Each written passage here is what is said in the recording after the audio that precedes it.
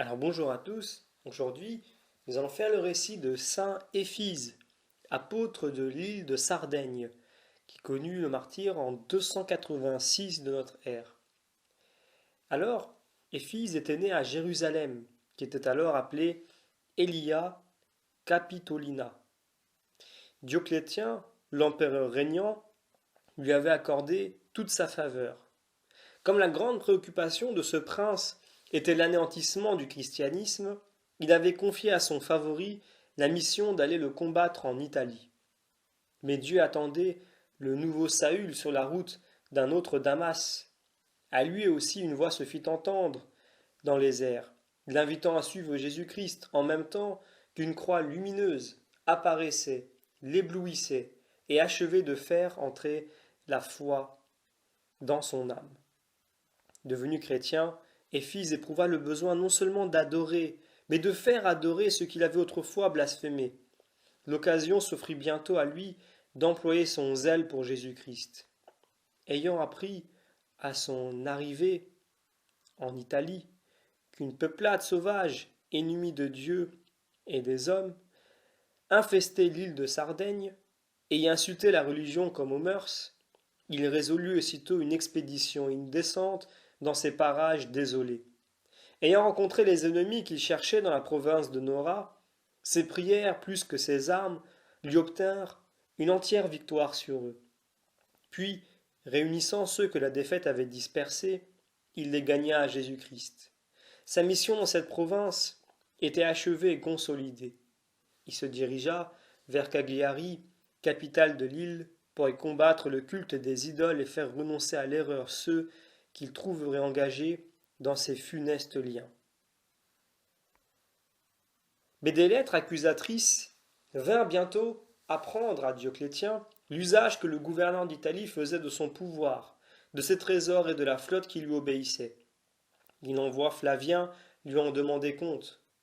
Flavien emploie les supplices comme toujours pour le ramener. Après avoir longtemps souffert, sans même se plaindre, le saint demande à être conduit au temple d'Apollon. Enfin, le voilà vaincu, disent les païens. On l'y conduit, il se jette à genoux et se met en prière devant l'édifice, qui bientôt s'écroule avec fracas, depuis le faîte jusqu'au fondement. Le gouverneur, craignant l'effet de tels prodiges sur les esprits des spectateurs, lui fit aussitôt trancher la tête. Saint Éphise est le patron de Cagliari.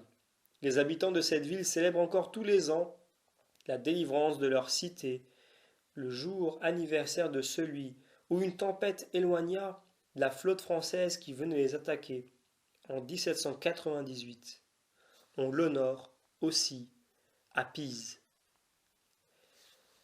Alors, voilà maintenant un saint qui connaît visiblement une trajectoire, en tout cas au départ, à peu près similaire à celle de saint Paul, puisqu'on nous dit que celui-ci avait reçu toutes les faveurs de Dioclétien, qui était l'empereur, et que la grande préoccupation de cet empereur n'était pas de régner, n'était pas non plus d'apporter la paix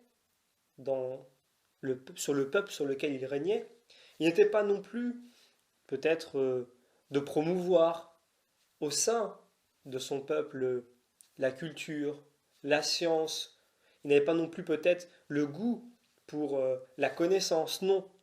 Ce qu'il voulait, sa plus grande préoccupation, c'était l'anéantissement du christianisme. Et il envoya son favori pour aller combattre justement cette religion. Mais apparemment, comme nous le dit ce récit, eh bien, en y allant, celui qui était considéré comme le nouveau Saul, donc qui est devenu par la suite Saint Paul, eh bien, il connut lui aussi une apparition du Christ, une apparition qui fait que, eh bien, lui-même était devenu un serviteur de Jésus-Christ alors qu'il était envoyé à l'origine pour combattre le christianisme. Eh bien, cela nous apprend deux choses. Cela confirme déjà dans un premier temps que Saint Paul a tout à fait raison quand il dit que nos ennemis ne sont pas des ennemis de chair, mais plutôt des ennemis immatériels. Donc les mauvais esprits, ceux qui aujourd'hui font la guerre dans les cieux aux anges et qui manipulent, corrompent, mentent à une poignée d'hommes qui malheureusement dirigent le monde. Eh bien, non seulement ce combat matériel qui voulait être livré par Saint Éphise, eh bien, était voué à son échec, mais en plus, quand il devient chrétien, le combat qu'il gagne, il le gagne non pas matériellement, mais grâce à la prière. Donc déjà, on comprend bien que la victoire de Dieu, elle ne se base pas matériellement. Elle ne se base pas de façon terrestre, à la façon des hommes. Et visiblement, cet homme qui était parti pour essayer de combattre le christianisme a été lui-même terrassé par quelque chose qui n'est pas matériel. Donc, cela montre tout de suite que les hommes qui s'en prennent au christianisme, les hommes qui s'en prennent matériellement à ce qui est immatériel, perdent leur temps. Parce que la foi en Jésus-Christ, l'âme, la cité céleste, et j'en passe, toutes ces choses ne peuvent s'acquérir matériellement. Elles ne peuvent s'acquérir que par la contrition du cœur, l'humiliation de l'esprit, la charité, l'humilité. Et également, donc là je parlais pour l'homme, mais nous ne pourrions pas y arriver sans, évidemment, la grâce de Dieu. Tout seul, c'est impossible de se sauver. Il faut la grâce de Dieu. Et la grâce de Dieu, elle nous donne, comme le dit Jésus à Saint Pierre, quand il avoue, quand il confesse que Jésus est le Fils du Très-Haut, eh bien, ça ne peut venir que d'en haut. Donc déjà, dans un premier temps, la grâce nous donne cette capacité à discerner des vérités spirituelles et ensuite à continuer à grandir et à avancer dans la foi chrétienne, dans cette relation d'amour, d'amitié avec Dieu qui se répercute automatiquement envers notre prochain. Donc, nous comprenons que Saint Éphise a connu un cheminement spirituel qui l'a amené, qui l'a fait passer, eh bien, peut-être de ce qu'on peut considérer aujourd'hui comme étant un djihadiste, ou tout simplement quelqu'un qui veut faire du mal aux chrétiens, et qui finalement se retrouve être un saint de l'Église.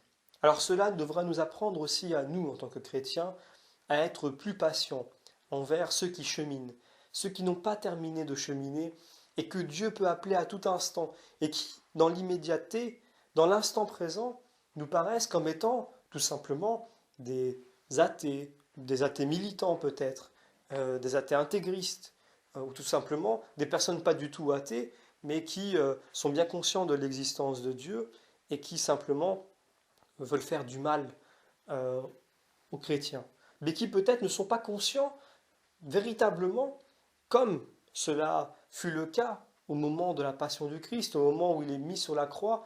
Beaucoup de ces personnes qui étaient présentes ne se rendaient pas compte de ce qu'elles faisaient. C'est pour cela que Dieu a appelé, justement, pour ça que le Christ, pardon, a appelé Dieu le Père à, à les pardonner, car ils ne savaient pas ce qu'ils font. Donc finalement, le regard que Dieu peut porter sur ces personnes-là est différent du nôtre, parce que le Christ sur la croix, lui-même étant Dieu, était bien capable de discerner et de voir qui parmi eux était sincère et qui parmi eux donc était dans l'erreur, et les discerner et dissocier de ceux qui étaient bien conscients de ce qu'ils faisaient, notamment, comme ce fut le cas des pharisiens qui, après avoir vu Jésus ressusciter Lazare, n'avaient plus aucun doute sur l'origine messianique, en tout cas divine du Christ, et qui ont quand même cherché à le crucifier. Eh bien, comme nous, en tant qu'êtres humains, finis, faibles, imparfaits, incapables de sonder les cœurs, nous ne sommes pas capables de savoir ce qui se passe véritablement dans le cœur de certains hommes, eh bien, dans le doute, nous devons continuer à espérer et prier pour ceux qui sont encore loin de la foi, car à tout moment, ils peuvent être appelés par Dieu. Et il ne faut pas les condamner, puisque tant que n'est pas arrivé le moment où ils sont rappelés vers Dieu, et qui sont du coup face au Christ lors du jugement particulier, eh bien, on ne sait pas ce qui peut arriver avec eux. Donc il faut être patient. Il faut savoir endurer et aimer son prochain sans jamais jeter l'opprobre sur lui, quand bien même, eh bien, il serait peut-être quelqu'un d'opposé à la foi chrétienne. Il faut rappeler que Judas lui-même a fait partie des 12 et qu'à aucun moment le Christ, pourtant ayant conscience de ce qui allait arriver, ayant connaissance de ce qui allait arriver, eh bien, n'a informé les autres apôtres de la trahison qui allait arriver de celui qui visiblement n'aimait pas le Christ. Donc, alors que celui-ci était appelé à faire partie des 12, et pourtant le Christ n'a pas cherché, alors qu'ils étaient proches de ses disciples, à leur dire, afin que ces derniers ne se mettent pas en colère, voire en haine contre Judas, eh bien nous-mêmes, nous devons nous dire quand bien même, à quel point ce que le Christ a gardé comme secret au sujet de Judas était quand même beaucoup plus facile d'accès à, à, comment dire, à dévoiler à ses apôtres, eh bien imaginez ceux qui sont complètement inconnus. Il est évident que Dieu ou nous-mêmes, nous ne saurons jamais si ces personnes-là, qui sont mauvaises sur le moment où on les regarde, mauvaises plutôt, qui sont loin de la foi du Christ, et qu'on peut considérer, nous, avec notre regard et notre langage, comme étant de mauvaises personnes, puisqu'elles veulent faire le mal, nous ne savons pas encore ce qui peut arriver, ce que, ce que la grâce de Dieu peut faire en eux. Est-ce que Dieu peut les toucher? Eh bien, tout ce qu'on peut faire, c'est que dans le doute, surtout dans la patience et dans la charité, nous continuons à prier pour ces personnes-là et nous ne les condamnions pas.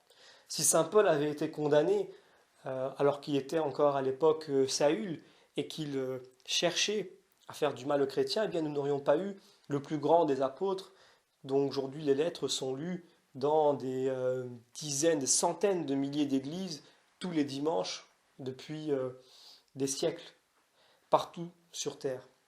Donc voilà, alors aujourd'hui, pour tous ceux qui sont loin de la foi, pour ceux qui sont opposés à la foi chrétienne, mais qui ne savent pas ce qu'ils font, qui ne sont pas conscients de l'erreur dans laquelle ils sont, eh bien, nous allons prier pour ces personnes-là, et on peut le faire aujourd'hui, au moment où vous écoutez cette vidéo, peut-être ce soir avant d'aller dormir, peut-être juste après la vidéo, comme vous voudrez. Vous pouvez prier pour ces personnes-là, et donc nous pouvons demander à ce saint qui a connu ce chemin, eh bien de non seulement d'être patient et d'être rempli de miséricorde, comme Dieu est rempli de miséricorde pour tous ceux qu'il essaye tous les jours d'attirer à lui, et en même temps nous pouvons demander à ce saint homme que la grâce de Dieu vienne toucher chacun des hommes, afin que ces derniers puissent se réveiller et se rendre compte de combien Dieu les aime, et de pouvoir s'approcher toujours davantage du Seigneur, afin de devenir non pas des partisans de la haine et de la discorde, mais des artisans de paix. Sainte Éphise, priez pour nous et priez pour eux.